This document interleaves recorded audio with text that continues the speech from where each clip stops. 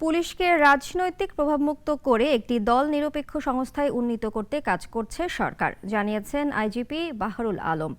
রাজশাহীর সারদায় বাংলাদেশ পুলিশ একাডেমিতে আয়োজিত 40তম ক্যাডেট এসআই ব্যাচের প্রশিক্ষণ সমাপনী কুচকাওয়াজ পরিদর্শনের পর প্রধান অতিথির বক্তব্যে তিনি কথা বলেন। পুলিশের আধুনিকায়নের বিষয়টিকে প্রাধান্য দেওয়া হচ্ছে বলেও আশ্বস্ত করেন আইজিপি।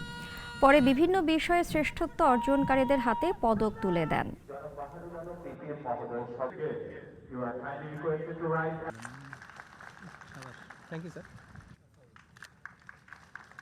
অন্তর্বর্তীকালীন সরকার পুলিশ সংস্কারের উদ্যোগ গ্রহণ করেছেন।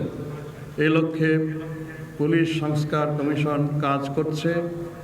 পুলিশকে রাজনৈতিক প্রভাবমুক্ত করে একটি দল নিরপেক্ষ